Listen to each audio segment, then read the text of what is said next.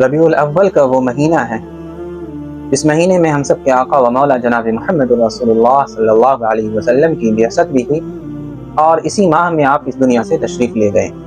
اس لیے ہم اور آپ اس مہینے میں خاص کر حضور اکرم صلی اللہ علیہ وسلم کی سیرت کا زیادہ تذکرہ کرتے ہیں دیگر عام مہینوں کے مقابلے میں۔ ہمیں اور آپ کو معلوم رہنا چاہیے کہ حضور اکرم صلی اللہ علیہ وسلم کی بعثت کب ہوئی۔ یاد رکھیے، مورخین کے درمیان اختلاف ہے، اختلاف تاریخ میں ہے۔ مہینہ تو ربیع الاول کا ہے، تاریخ کون سی تھی جس تاریخ میں حضور اکرم صلی اللہ علیہ وسلم کی ولادت باسعادت ہوئی؟ بعض مورخ کہتے ہیں 8 ربیع الاول، بعض کہتے ہیں 9 ربیع الاول۔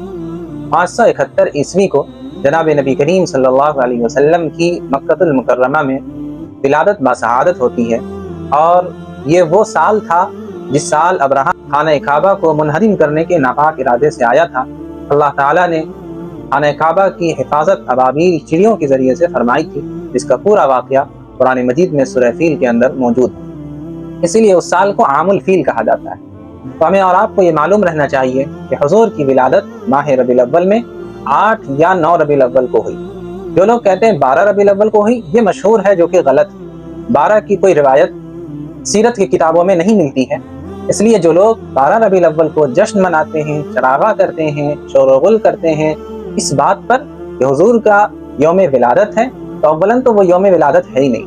اگر تھوڑی دیر کے لیے ہم آپ کی بات کو مان بھی لیتے ہیں کہ وہ حضور کی یوم ولادت ہے، تو کیا خود حضور نے جشن منایا؟ کیا حضور کے بعد آپ کی زوجہ نے حضرت عائشہ رضی اللہ تعالی عنہا تو تقریباً 45-48 سال تک حیات سے رہی تھیں آپ کے بعد؟ ان سے زیادہ محبت، اہل بیت سے زیادہ محبت کن کو تھی حضور سے؟ لیکن کیا کسی نے جشن منایا؟ نہیں منایا۔ اسی طریقے سے صحابہ نے منایا؟ نہیں منایا۔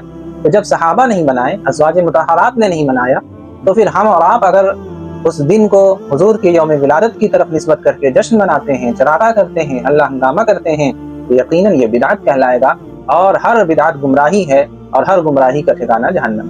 تو اس لیے ہمیں اور آپ کو اس موقع پر جشن نہیں منانا چاہیے، بلکہ اللہ کے رسول کی سنت اور شریعت پر عمل کرنے کی کوشش کرنی چاہیے۔